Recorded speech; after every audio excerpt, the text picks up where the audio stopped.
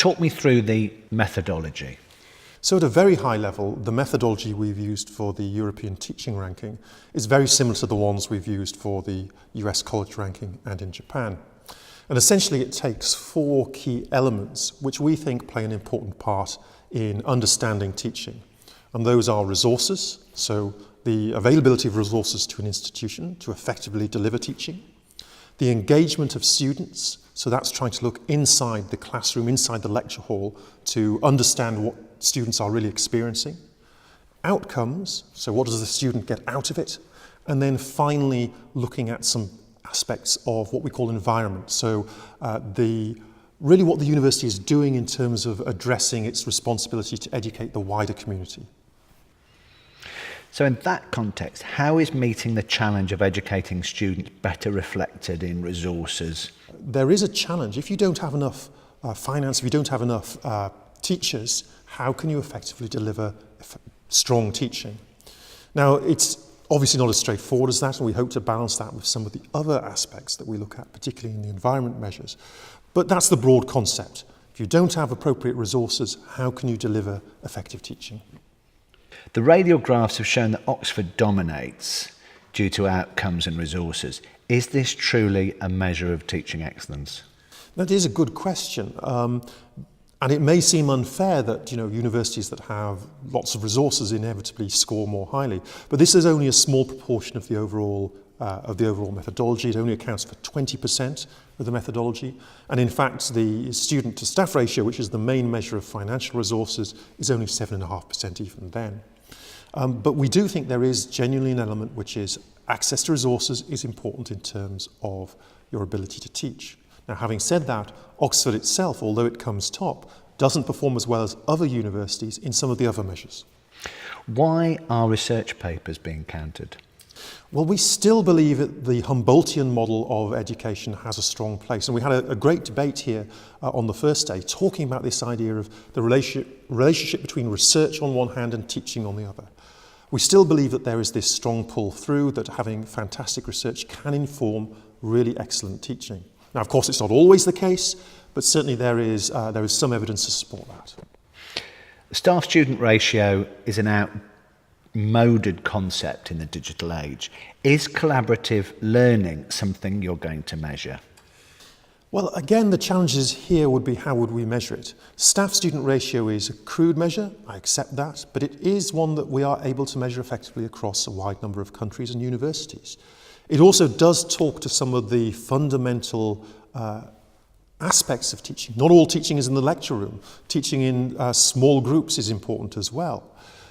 But in terms of would we look at capturing the effectiveness of interactive learning, for example, I would argue that our engagement measures do that. When we look at what students experience and what they're telling us about the effectiveness of teaching. Who is the intended end user of these rankings? So there are several different potential end users. Firstly, potential students themselves can actually use this to understand something about the comparative positions of universities across different countries. Secondly, universities can use this. They can explore the benchmarking opportunities given here to understand how they perform, but also wider society and governments. Is a particular system providing value for money? Is it delivering as well as the systems in other countries? This is really interesting information, and it's the first time this has been done from a teaching perspective. And following up from that, how did you select a representative of those target audiences to be involved in the development of the ranking? So the ranking was developed over a number of years. As I say, the first version came out for the US market, US college ranking, now almost 3 years ago.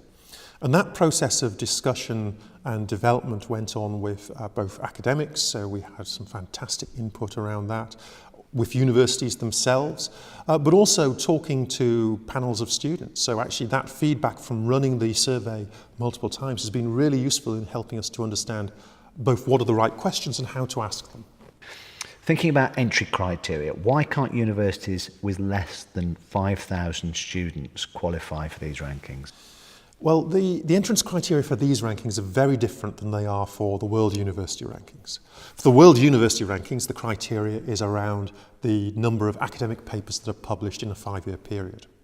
But here we are looking at something that is focused on teaching, so we didn't want to have that kind of limit. Instead, of course, though, we were looking at data that was coming back from a student survey. So for that to be effective, we needed to have a minimum number of responses per university. And as a shorthand for that, or to help us in that path, we decided to focus initially, in the first year, on universities with more than 5,000 students, because this would give us a big enough target group to expect a reasonable number of responses. What's the threshold for survey responses? So we aim to have at least 50 responses, but ideally more. So 50 responses may not sound very much, but we're really not looking to divide this down. We're not splitting this out by subject or by year. So this gives us a base which gives us a stable response. Now, obviously, we hope to increase those numbers as years go by. One of the ways we can do that is by universities themselves distributing the survey. And that also allows us to lower that threshold from 5,000 to a lower number. So that's positive on both sides. Is it fair to take into account gender when you're thinking about traditionally male or traditionally female subjects? Well, we would like to be able to gender balance, or to, I'll start my answer again. So we would like to be able to explore gender balance by subject areas. We think that would give a more fair representation. The challenge, as is so often the case when we look at this, is the availability of data, particularly when you have systems where people can move between subjects. Having said that, I still don't think that's a particularly strong excuse for, let's say, STEM-based institutions to say, simply because it's tough to get gender balance in our subject, that we should discount it. It's crucial that society gets a grip on this issue. How do you allow for different lengths of degrees and graduation rates? So for each country, we've explored a slightly different way of understanding graduation. In open access countries, for example, we've looked for the proportion of a cohort who go from year 2 through to completion of the degree. But in all countries, what we're doing is we're looking at the expected length of a degree. So how long is it that we would expect someone to take on their degree program? So there is some flexibility there. Again, this is something that we're looking to develop out in future years. I think there is more work we can do, for example, with the scenario in Scotland, where we have typically 4 or 5 year degrees, with a first year that is earlier than in many other countries. So we will be looking to develop that further. Why is salary after graduation a good measure of excellence in education? So we don't actually use that in the European teaching ranking, although we do use it in the US college ranking. And salary can be a very good proxy for people's ability to succeed. Now, in the US, we don't use raw salary because clearly the challenge there is that people who go into university with high levels of social capital typically end up getting better jobs.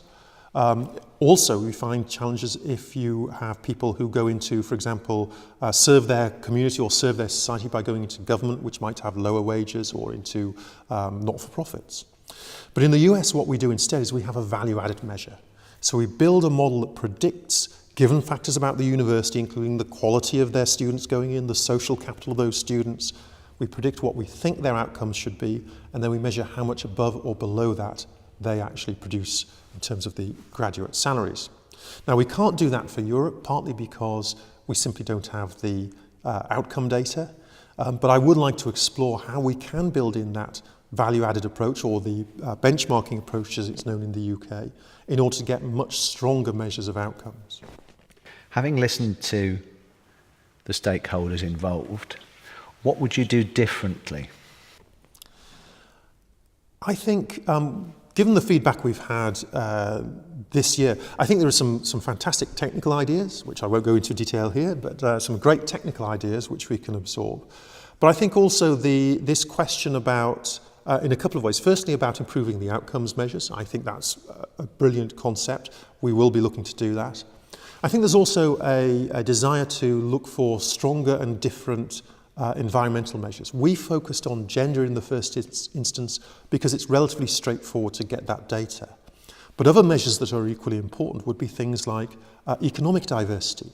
Are universities serving their entire communities? And economic diversity is fantastic because it's a great proxy for all kinds of other aspects of disadvantage. So, for example, racial disadvantage, linguistic disadvantage, all tend to bundle up into that economic disadvantage measure.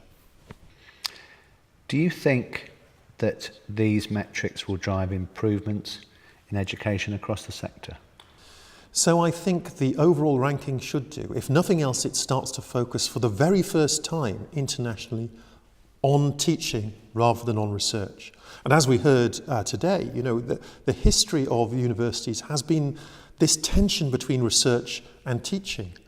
And there is a real case to be made for saying that we need to rebalance that in favour of teaching. We need to make people aware of the fantastic work that universities are doing in this area.